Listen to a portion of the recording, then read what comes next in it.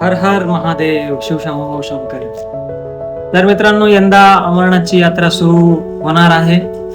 या यात्रेचे advance registration चालू झालेले 15 एप्रिल पासून. तर 2026 ची यात्रा ही 3 जुलै पासून सुरू होणार आहे. ऑगस्टच्या शेवटच्या आठवड्यापर्यंत ही यात्रा चालते. परंतु जे काही नारळी पौर्णिमा आहे त्या दिवशी विधिवत यात्रा समाप्त होते. तर बऱ्याच जणांना या यात्रेला जाण्याची इच्छा असते. ही यात्रा खडतर आहे, त्याच दृष्टीने प्रशासनाने विविध उपाययोजना केलेल्या असतात. त्यातील सगळ्यात महत्वाचा टप्पा म्हणजे या यात्रेचं रजिस्ट्रेशन. या यात्रेचं रजिस्ट्रेशन हे ऍडव्हान्स रजिस्ट्रेशन 14 एप्रिल पासूनच सुरू होते 3 जुलैच्या यात्रेसाठीचं. तर तुम्हाला ते यात्रेचं रजिस्ट्रेशन करायचं असेल तर त्यासाठी सगळ्यात महत्वाची गोष्ट म्हणजे तुमच्याकडे असणार हेल्थ सर्टिफिकेट.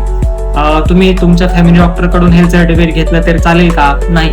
तर अमरनाथ श्राईन बोर्ड यांनी जे काही नॉमिनेटेड हॉस्पिटल्सची लिस्ट आहे तिथूनच आपल्याला हेल्थ सर्टिफिकेट घ्यावं लागतं. तुमचा हेल्थ चेकअप करावा लागतो आणि त्यानंतर ते आपले जे काही परमिट असेल, फॉर्म असतो, त्यासाठी जमा करावं लागतं. तर ही यात्रा कोण करू शकतं? 13 ते 15 वर्षापुढील व 70 वर्षाच्या आतील नागरिक ही यात्रा करू शकतं. प्रसूती काळजवळ आलेल्या मातांना ह्या यात्रेची परवानगी मिळत नाही, त्यामुळे त्यांनी त्यांचा फॉर्म रिजेक्ट होऊ शकतो. तर कसं करणार रजिस्ट्रेशन? गुगलवरती तुम्हाला सर्च करायचे आहेत. याचे दोन ऑप्शन्स असतात, एक ऑनलाईन ऑप्शन, एक ऑफलाईन ऑप्शन.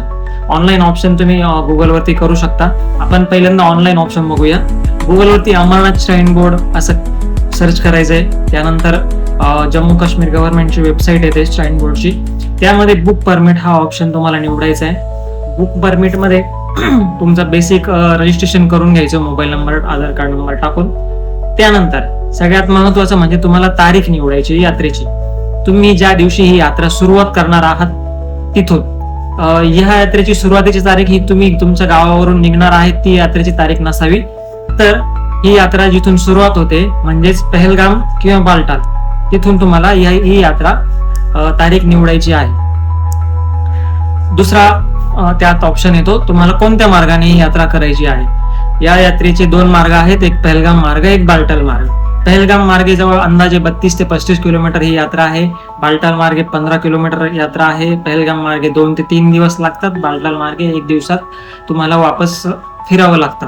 परंतु बालटालचा मार्ग हा अतिशय खडतर आहे. जे प्रथम प्रवास करणार आहेत त्यांना हा मार्ग आपण सजेस्ट करत नाही. त्यामुळे पहलगाम मार्गच हा निवडावा.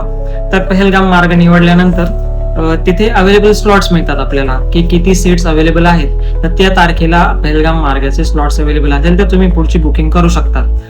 त्यानंतर तुमचे पर्सनल डिटेल्स टाकायचे आहेत. त्यानंतर मेडिकल सर्टिफिकेट जे तुम्ही श्राईन बोर्डच्या रजिस्टर्ड हॉस्पिटल्स असतात तिथूनच, मोस्टली जे काही सिव्हिल हॉस्पिटल्स आहेत, गव्हर्नमेंट हॉस्पिटल्स आहेत, तिथून हे सर्टिफिकेट मिळतं, हेल्थ चेकअप करून मिळतं.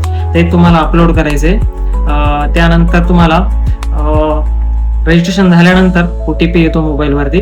त्यानंतर रजिस्ट्रेशन फी असते. ऑनलाईन बुकिंग केलं तर 250 रुपीज ही बुकिंग फी तुम्ही पे करायची आणि त्यानंतर तुमचं रजिस्ट्रेशन पूर्ण होतं. त्यानंतर तुम्हाला स्क्रीनवर दाखवण्यात येईल तसा हा रजिस्ट्रेशन फॉर्म मिळतो आणि ज्यावेळेस तुम्ही पहलगामला यात्रा सुरुवात करतात तिथे हा दाखवणं गरजेचं असतं. दुसरा पर्याय आहे हा ऑफलाईन बुकिंग.